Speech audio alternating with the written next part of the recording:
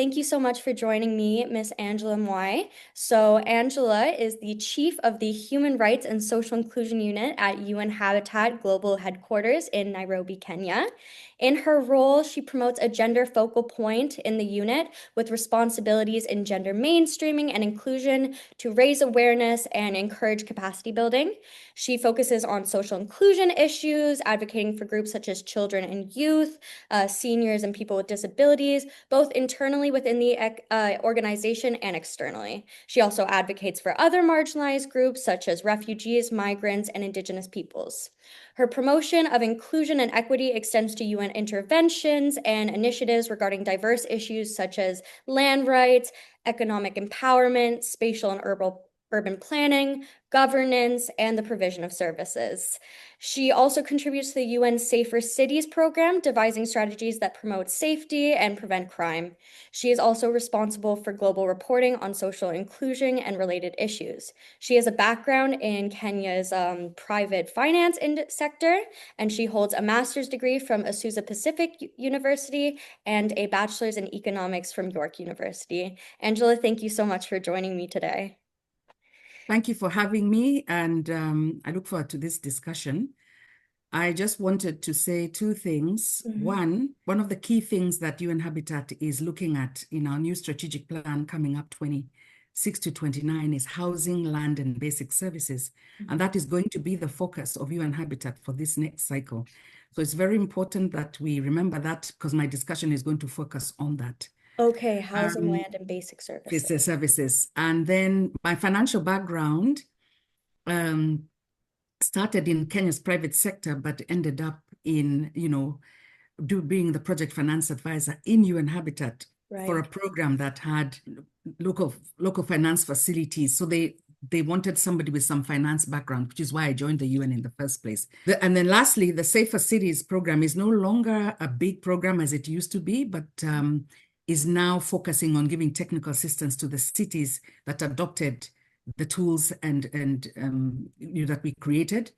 And really it is to it's preventing crime and promoting safety and security in many ways, including mobility and urban basic services, urban public spaces where safety is so important. So these are the kind of things we're looking at. Thank you very much. Okay, well, thank you so much for clarifying that and providing those extra details. That, I guess, it leads us perfectly into my first question, more regarding your background, is how do you find your experience in the financial sector influences or informs your approach into development, or especially into like housing, land, and basic services?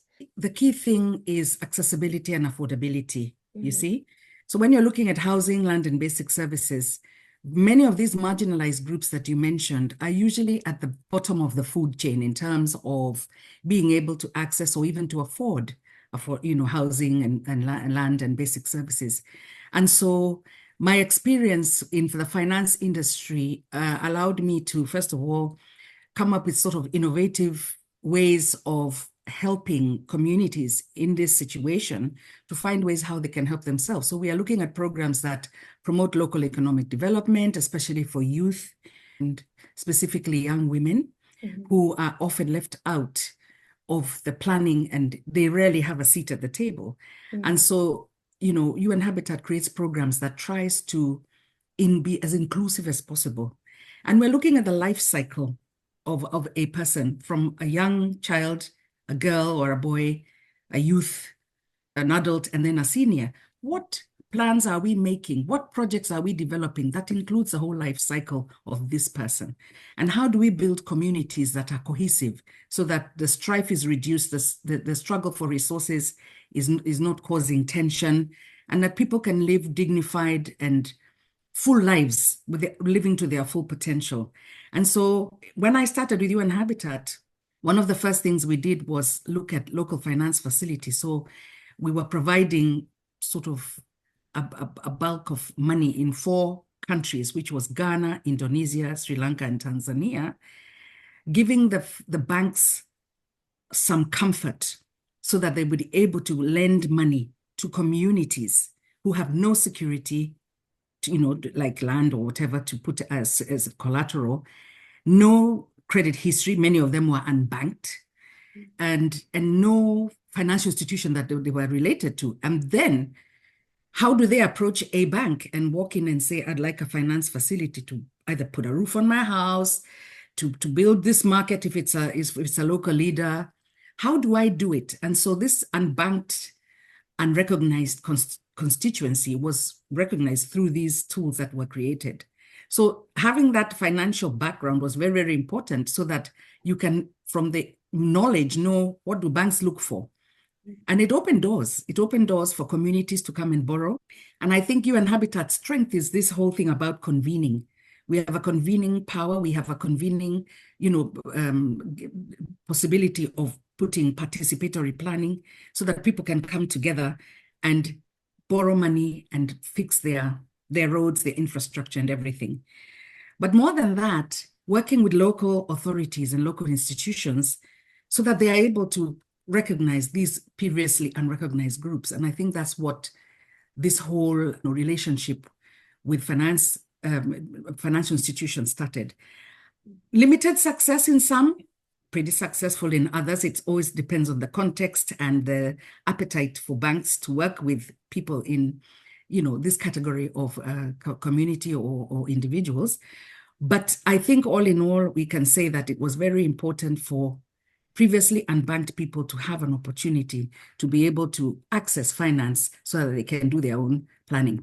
And it's not about the city or the local authority or the municipality saying, I think this is what you need. It's for them. It has to be demand driven. They come up with their decision on what they want for themselves. It's not for us to dictate. So this is how my financial background came into play. Of course, other things have come up in the other programs that I've worked in.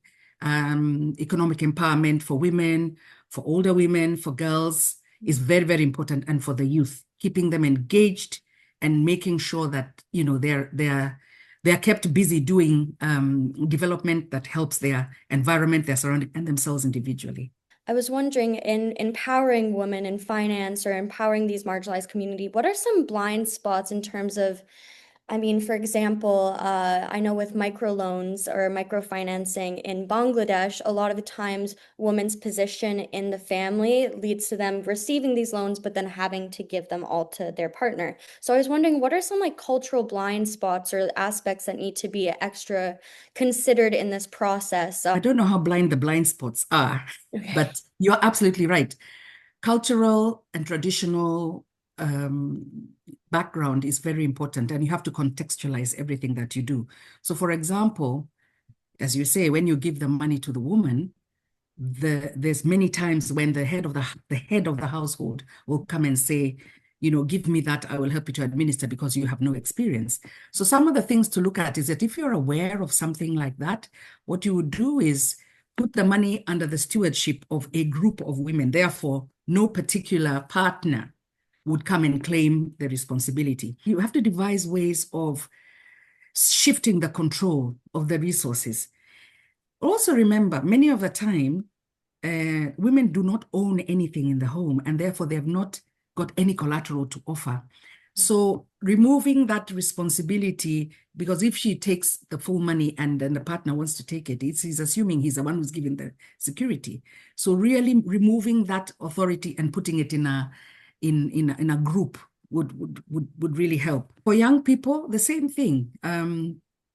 Try to put the control over a small 3-person, 4-person group.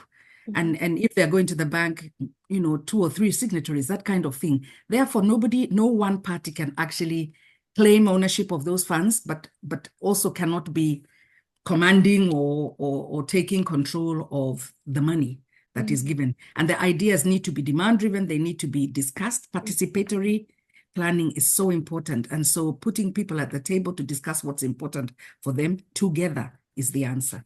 I think a lot of my questions regarding kind of how you ensure inclusion with these groups and how these groups interact with this process have been quite eloquently answered. But I was wondering also, another part of UN Habitat, and I imagine with housing, land, and basic services, is obviously environment and sustainability, right? these groups that are marginalized, do they offer any kind of unique perspectives on that process as well of incorporating sustainable practices, friendly practices, as like, do they interact with it differently or offer any insight that you found? Absolutely. I'll give you an example. When it comes to like waste management, Mm-hmm. right? Marginalized groups often, when they are organized, have played a super important role on waste management in terms of solid waste management. Let's put it that way. Number one, they are many groups, and we have the Waste Pickers of India and others who actually are already organized, and they manage to separate waste, solid waste. And this is just an example I'm giving. There are many others who have done many different things. They have taken a primary role in doing waste management, sorting out plastics out of the other waste and all that kind of thing. It's very rough, dirty work, but they are willing often to do it with the help of and this is a kind of support that they need from municipalities to give them healthy working environments, because they're probably doing a job you and I will not really want to do. Mm-hmm. And so, this is where the partnership with the communities and the municipalities comes into play. So they have a role, and they help sort out a lot of, the waste that is collected in many cities. And Waste Pickers is just a very, very small example of the kind of work that they do. Also, to be paid by the municipality for doing that work is also very important. It's not a free service. It is hard work that needs to be recognized and paid for. And young people are actually now doing businesses, recycling materials that are coming into the solid waste collection centers and all that kind of thing. And it's very useful to know that even, biodegradable waste can be used to provide fertilizers in farms and that kind of thing, recognizing that adding value to waste and spreading it out in cities is a role that these marginalized groups play. On that note, what sort of interaction do you have, maybe on like not a day-to-day basis, but a regular basis with kind of more grassroots initiatives? These what you were saying about these like youth-led recycling programs or something. Is there any interaction that you and UN Habitat have with them? I work in the headquarters, but we Yeah. have many, many country offices Mm-hmm. and regional offices, and they do have partnerships with actually communities that work really, really on the ground. Mm-hmm. Usually it's networks, because obviously we don't have the resources to be able to reach everybody, but where they are organized with networks, we do have actually interaction with them. NGOs who bring networks together. So you will have that representation and have a seat at the table to have these discussions on where the needs are. And the partnership with municipalities and cities is very important, because those networks have direct conversations with the leadership of the city. And then we then interact at that level. So, you might not go to the ultimate bottom, but with grassroots groups, networks, for certain, we do engage with them and listen to their needs, help them to relate to their municipalities where they feel they're not being heard. We have a great convening power. We can be intermediaries with the cities and the people and that kind of thing. And so as we are trying to help, we also try to influence policy. So you advise the municipality, or you advise the city, this is what we feel you could do, and offer some technical support where they feel they're lacking. Many people often think, oh, the UN just comes with money. We don't. We actually come with a lot of technical support and tools. We do a lot of tool development, a lot of normative work. And this helps us to be able to reach the communities that are normally quite difficult to reach. I guess in terms of UN Habitat's current kind of scope that you explained of housing, land, and basic services, I was wondering, obviously with housing, it's one of those things that needs to be done at a rapid pace because there's the need for it. And urbanization is also happening very quickly. Which groups do you think are more at risk of being left behind in kind of this rapid process? I can tell you that with 70% of the world's population living in urban areas, there's such an urgent need. And historically, these groups have been left behind due to rapid urbanization in the first place. This is because of poor planning that often results in widening gaps with the different social groups in the cities. But they're not limited to women and girls, children and youth, but they also have persons with disability, older persons, indigenous peoples. And when each of these groups faces diverse limitations, we cannot conclude that one is more exposed to being left behind than the other. So rapid urbanization expansion without inclusive governance is always a risk. And that's where governance comes into play. We are really, really keen on inclusion at the decision-making table. And really using intersectional lens for us, especially at UN Habitat, so that we are looking at people with, in the informal settlements, recent migrants or refugees, IDPs. They sometimes don't have a voice, and it is our role to make sure their voice is heard and their voice is considered when this sort of quick action is required to be done. And of course, households with income from the informal economy are the highest at risk. Daily wage kind of groups of people. So recognizing that they have to have a seat at the table is very, very important to us. And this is what we try to do so that meaningful change can actually happen in the city. Yeah. And I guess further on that note, with kind of another aspect of the scope being with land, in particular, these indigenous communities that you're engaging with, if there's any sort of mitigating you have to do with, provision of housing and, urbanization and providing everyone with, a safe place to live, but then also indigenous communities with like land back movements and everything. I was wondering if there's any sort of element between those two that need to be consolidated or mitigated, if you think. Absolutely.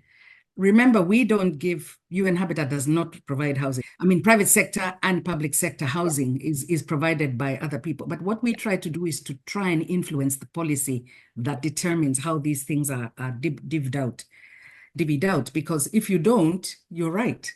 Those people who are less able to afford will not get that housing. They will not get the land. They will not enjoy the basic services.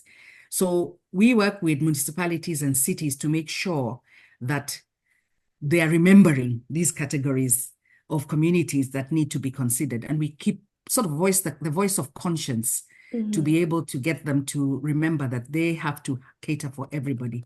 And so it's not an easy task. It's not as direct as it's not obvious. There's always cities with constraints and financial problems, but I think that, municipalities, when they know that, when they are aware of the whole category of people that need to be provided for, will make a concerted effort to do so without increasing the harm. So we don't want a situation where they're flattening, informal communities to make roads or building buildings. We need to work on a consensus approach on how to do development that does no harm. According to UN Habitat, there's various benefits that being in a city, because particularly like the urbanization element of UN Habitat, there's various benefits that being in a city provide to women, such as access to employment and healthcare, socialization opportunities, and mobility. What like effects do women face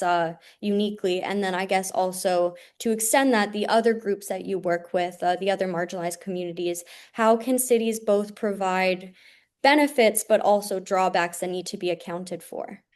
Unplanned urbanization always leads to risks, and particularly for women and girls and other marginalized groups. It exposes women to new risks, such as limited participation in governance and gender-blind infrastructure. Everybody wants to build, but who are you building for? And are you considering all the factors? Also, gender-based violence. I think, these kind of urbanization, housing and land brings issues, very emotive issues because of ownership, and then there's limited employment, limited income to the family, and the land rights that have cultural and traditional barriers, and brings a lot of housing insecurity. So without safeguards, cities can amplify inequalities even as they offer opportunities. And this is what, UN Habitat is keen on doing in terms of influencing policies in cities. But we have to acknowledge that urbanization, when achieved in an inclusive and sustainable, safe manner, has numerous benefits for women and girls and many other population groups who are at risk. immigrants and migrants, we can see the issue of homelessness is such a big thing. And it's not just homelessness now of immigrants and migrants, it's also homelessness due to accessibility and lack of affordability. That's what's bringing the homelessness numbers, and how we have to plan for it and plan better for it so that we are reducing the numbers of the people on the street. So yes, there are opportunities that come for women and girls, but there's also heavy risks. You obviously also, with the safer cities, which I know is more focused on crime, you did a lot of work on crime prevention and informing policy in that regard. How are the groups that you advocate for more at risk of being victims of crime? Violence and crime, as you know, impacts the everyday lives of city residents. I think this is a reality, whether you're in New York or in Nairobi or in Toronto or wherever you are. Mhm. Um, because if you're not feeling safe, you cannot achieve your full potential. You know, marginalized groups often live in underserved areas. So there's a fight for resources, there's limited opportunities, there's limited policing, there's limited infrastructure. And in this context, youth, young people, both men and women, could be criminalized. They are targeted. They are facing issues of drugs and other abuse, substance abuse in these underserved areas. Women face heightened gender-based violence, exposure in public spaces. You'll remember during COVID, the spike in gender-based violence because of the small spaces that people were confined to when they couldn't move. We might have issues of migrants who lack legal protection because they've no paperwork, they've run away, they've nothing. And so they are exposed to the elements and they are made targeted, they could be targeted. And so really interventions that consider this group of people has to be really specific and intentional. So without deliberate efforts to address the situation, the prospects of future development is limited, as well as the issue of poverty reduction. You talked about obviously migrants, refugees, these are groups that you advocate for as well. And as you noted, they have very little privilege under the state, whether it be just not possessing the documents, but also just their non-citizen status. What role do they play uniquely in urbanization? What kind of unique place do they fit in? Migrants are residents of any city. And I think recognizing, we need to get away from the language of using the words citizen, for example. It's not about citizenry. It's about where you live. And where you live, how safe are you? What can you do to get your daily bread and butter? What are there job opportunities? And this is what we need to do as probably, cities, city authorities, is to facilitate these migrants who may be just women or with a disability or a young person who needs to be able to live, to feed themselves and feed their families without exclusion. Everybody needs to be able to be given the opportunities. And I guess the way to do it is to find a way to recognize that their existence and provide opportunities for them. So intersectionality becomes an essential approach in enabling development actors to move beyond sort of a one-size-fits-all approach and really be people-centered and maybe more positive policies that help the inclusion of this group of people. And it's important which features populations in their diversity. Everybody has their role to play in the city. When we tailor development to the different needs of everyone who's likely to be left behind, then we can achieve equitable advancements.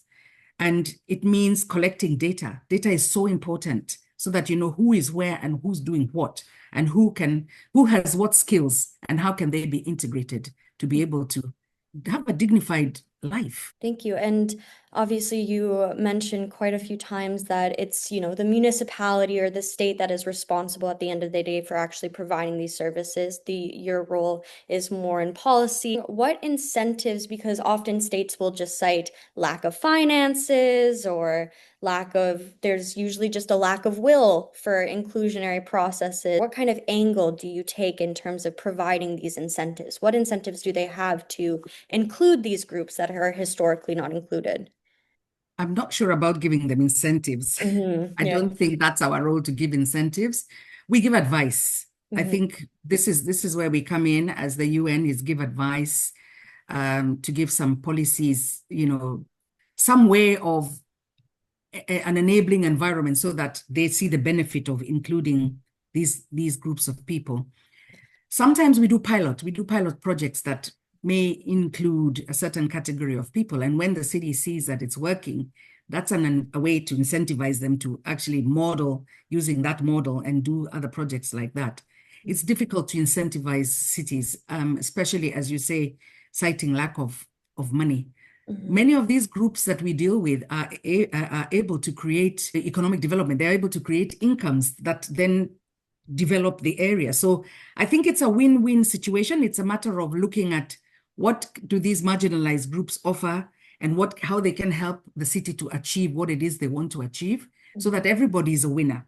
It doesn't have to be just bad news all around that they are here and they're here to stay. These people have skills. People can be employed to do things. People can be employed to do the things that would help the city reach its goals. So I think it's showing the benefits of inclusion. I Mhm. think this is where, cities need to look and say, it is better I include them than leave them out and then create an additional problem.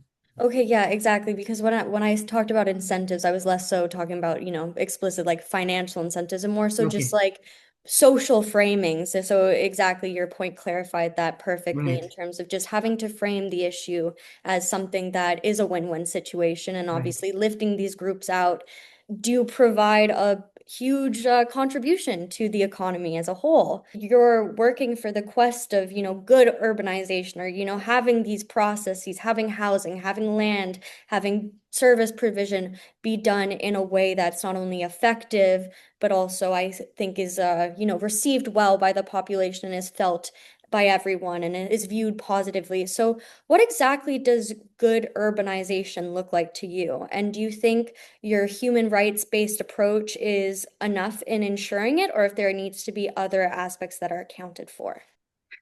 Urbanization can urbanization can deepen spatial segregation. Mhm. It can also inflate housing costs, especially because populations are rising. So the demand for the available resources, whether it's housing or land, is really increased. And there's also a concentration of services in affluent areas. So the more you have the sprawl, the less the services are available. So inclusive planning is so important where cities risk, because cities risk becoming engines of inequality, which is not the desirable state. Urbanization can concentrate wealth and services in privileged zones while pushing income residents into peripheral informal settlements, which is we've seen in many cities all over the world. So limited resources, costs go up, and then it pushes affordability out, accessibility out.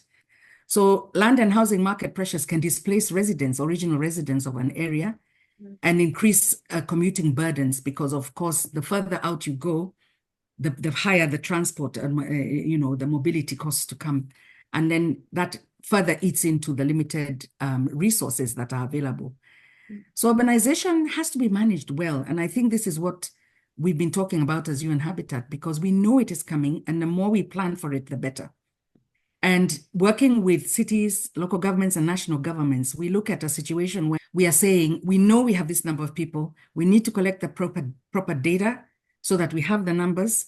We know what is needed, what is available, and then replan or help cities replan the available spaces, not, of course, leaving behind open public spaces for people to enjoy the city to the best of their ability.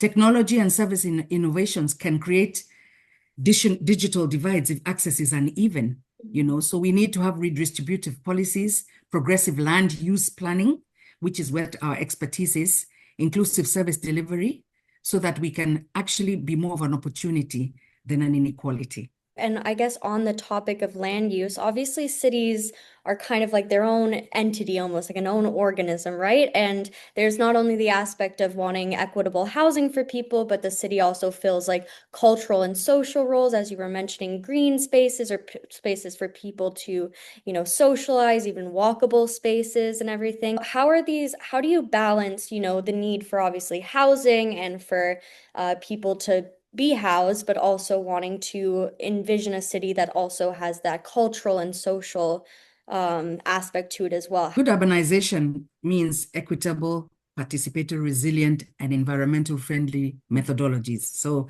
it offers secure tenure, affordable and accessible housing, and safe public spaces, including mobility. As you asked about a human rights-based approach, it's necessary because it centers on dignity, accountability, and non-discrimination, but it's not alone sufficient. You talked about cultural things, so we need to be embracing the different cultures that come, whether it's music, food, historical issues. We really need to be able to balance them all out so that a city is acknowledging and accepting all aspects of the different communities that live there. And rights-based principles must be operationalized through financing, institutional reform, some regulations, and of course, data systems and community capacity so that rights translate into measurable outcomes on the ground. It is important to have a good balance. I recently visited Guyana, and I saw, you can see the Dutch historical, the Dutch history, the East Asian history, the Indonesians, you can see the African history, you can see the Indian history, and you look at it all coming together, and every culture is celebrated and acknowledged, and not one over the other. They all work very well together. So the experience of living in the city is a multicultural one. And preserving the history that many of the immigrants came in with. It's so important to have a culturally diverse city. And so facilitating all this through the interventions is so important, and to have a good balance in any city so that not one is sort of dominating over the other. I think it's good to have a balance in the city. Cities have a very large task. I mean, municipalities and cities, governments have a very hard task of trying to get this balance right. But once it's done well, it increases the vibrancy of any city and the dignity of everybody who lives there. And that's what we are all striving for. In regards to like the different cultures, how obviously they have different goals as well. Every like if you're having a multicultural city, there's different aspirations within these communities, different values. How is that kind of controlled or balanced out so that everyone's equally or equitably represented? And even if there's maybe opposing values, how is that something that do you have any experience with mitigating that, or is that something that comes up as an issue at all? Cities have difficult and dynamic issues that come out, and you will never have equality per se, But I think just even acknowledging the different needs and the different gifts that different communities bring is one step. And I think if you are able to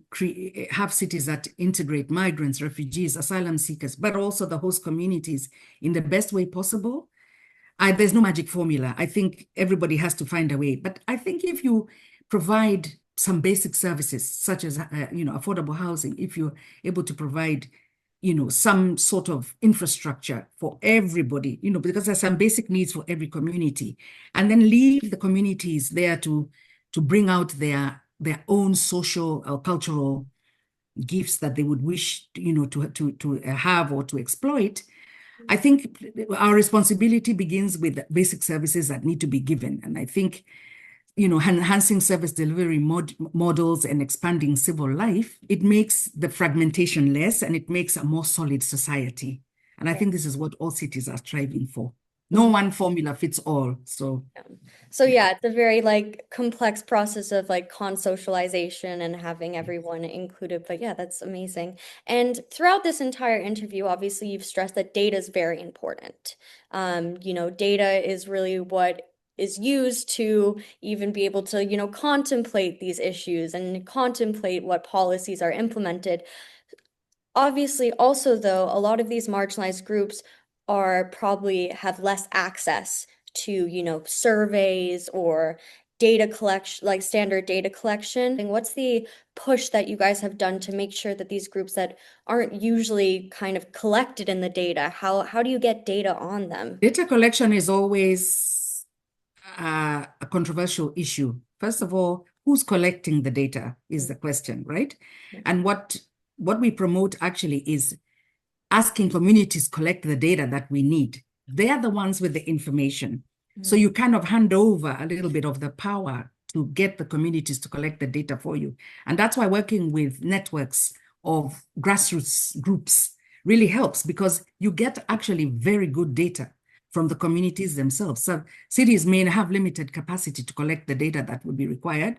But if you use the community-based data, of course, with guidance on what it is you're looking for and the numbers that you're looking for and breaking it down and recognizing that there's no one homogeneous group. Even if you look at, say, women, under that category, there's so many types and so many categories of women. Is very, very important. So cities do collect data, and they have their ways of doing it. But even just using the community to do the surveys is a very powerful tool. And recognizing the value of community-based data collection, very important. Okay, amazing. And yeah, I hadn't thought of that, but that's that's a great method to go about it. I guess also then in terms of, you mentioned kind of the homogenization of women, and one of your kind of primary things is gender mainstreaming, or also just inclusion of women. I was wondering, so there's kind of like the standard criticism of like the idea of global sisterhood, or like this idea that women should be represented as a united front. How do you remedy, obviously the inherent intersectionality within women, but also advocating for them as like a singular group? Women, as I said, are not homogeneous. They are very different. And I think we really need to be realistic. We cannot limit gender mainstreaming to checklists and just statements. We really need to look at tools that help inclusion in a very practical level. And yes, women have to be, they've been left behind traditionally and culturally for very, very many years. But it's important to have the proper numbers. So we have collected data of the women in the various categories that I mentioned earlier, as in they're not homogeneous, but also to give them a seat at the table. And I'm not saying give a gift. Women need to go for positions in cities. So if there's a mayoral or a municipal leadership, women need to take these positions. How can they do that?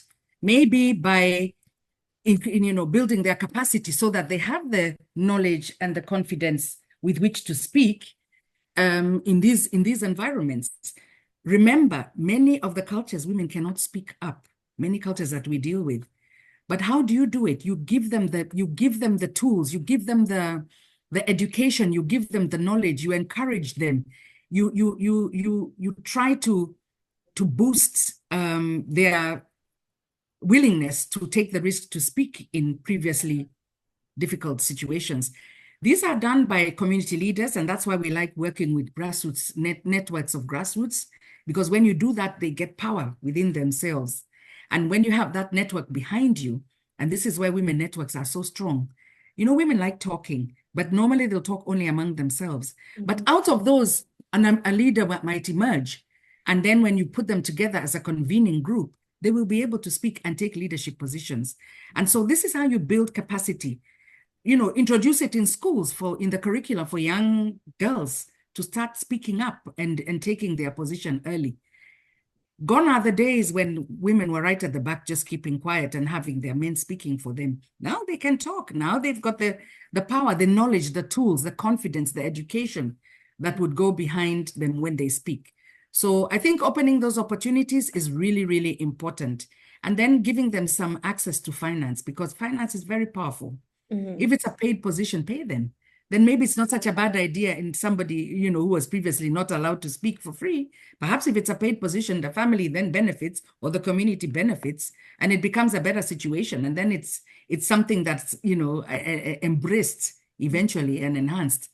And I think when you have women at leadership, and this is not a cliche, what's good, what a city that's good for women is a city that's good for everybody. And so when they're in leadership and if the support is given, usually you have a very good outcome when you have women in leadership. Only the opportunity is few and far between, but we are seeing more and more young people taking that responsibility because it is a lot.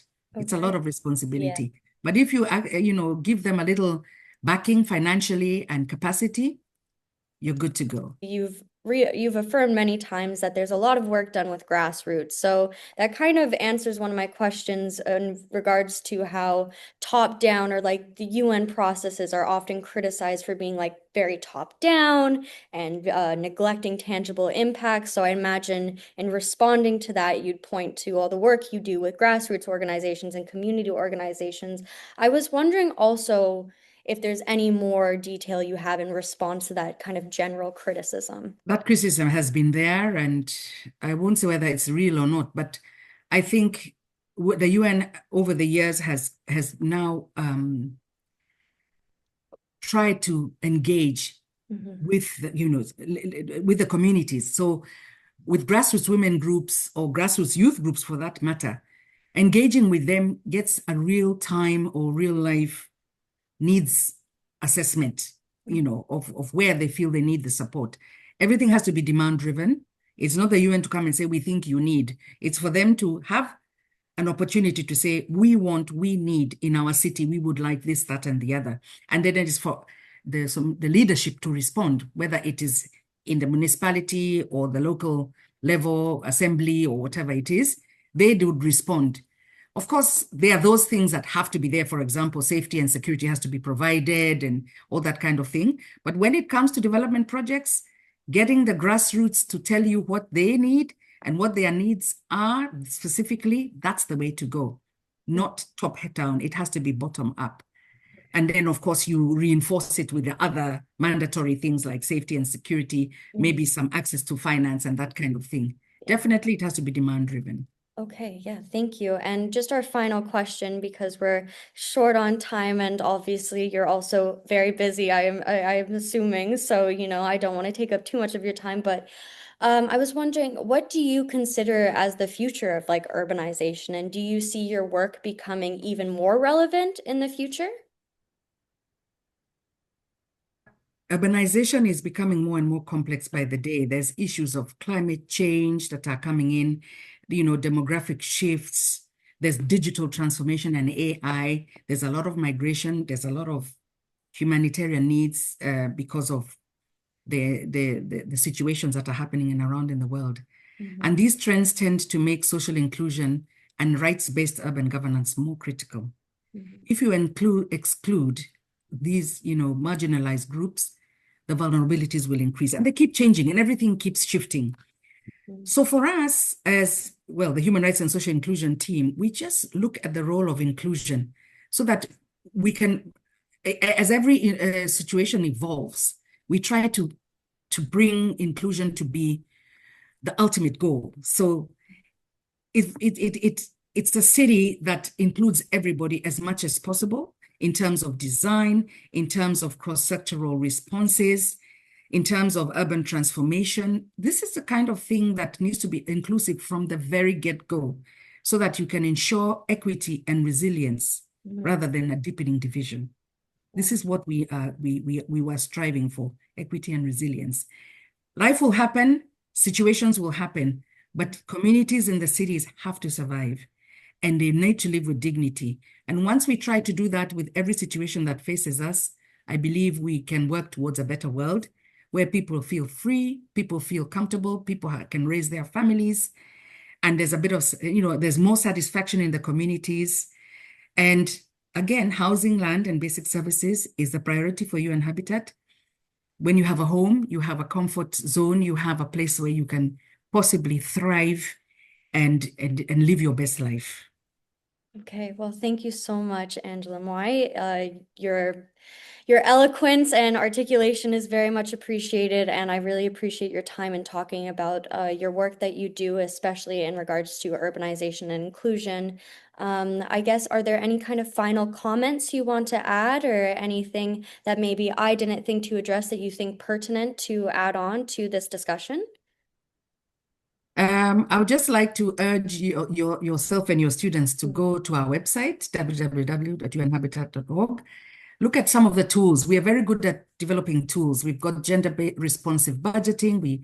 We bring a lot of, her city toolbox, which talks about planning from the point of view of girls and women, participatory tools that, and we've sort of like the tools that we create that include people, we'd like you to really look at our website and see what it is that we have to offer. And we'd be happy to have further discussions and, get ideas from yourselves as students on how to make this a better world.